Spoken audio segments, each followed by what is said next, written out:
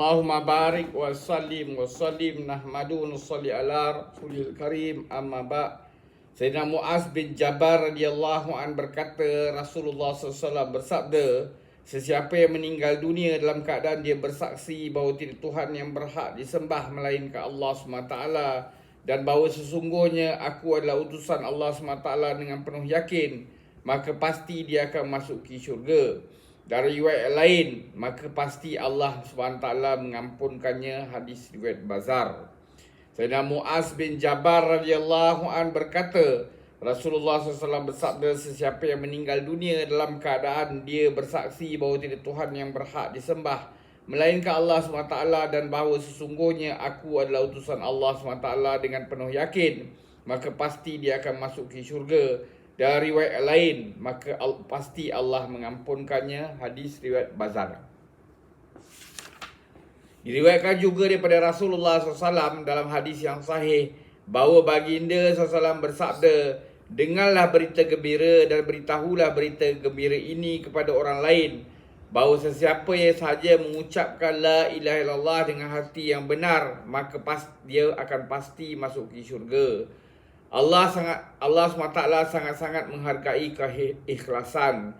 Amalan yang sedikit pun jika dilakukan dengan ikhlas akan memperolehi ganjaran pahala yang banyak. Apa-apa juga amalan yang dilakukan untuk menunjuk-nunjuk dan untuk menyukakan manusia, maka bagi Allah SWT sia-sia belaka, bahkan akan membawa bala kepada orang yang melakukan perbuatan itu. Sebenarnya sedikit saja amal pun, sekiranya dilakukan dengan ikhlas, akan membawa banyak faedah. Oleh itu, siapa saja yang mengucapkan kalimah syahadah dengan ikhlas, maka pasti dia akan mendapat keampunan, dan tanpa sedikit pun keraguan pasti dia akan masuk ke syurga.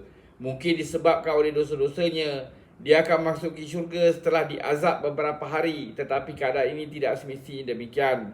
Mungkin dengan keikhlasan seseorang yang disukai oleh Allah SWT, atau mungkin apa-apa juga khidmat yang disukai oleh Allah SWT, maka Allah SWT langsung mengampunkan seluruh dosanya.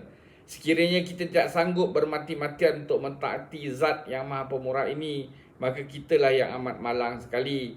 Kesimpulannya, dah hadis-hadis tersebut terdapat janji pengampunan yang hebat untuk orang-orang yang membaca kalimah taibah. Terdapat dua kemungkinan. Pertama, mengikut peraturan umum, pengampunan akan diberi setelah menerima balasan terhadap dosa-dosa. Dan kedua, berdasarkan sifat Allah SWT yang maha pemurah, maha pengasih, maha penyayang dan maha baik terhadap hamba-hambanya, dia boleh memberi keampunan tanpa azab.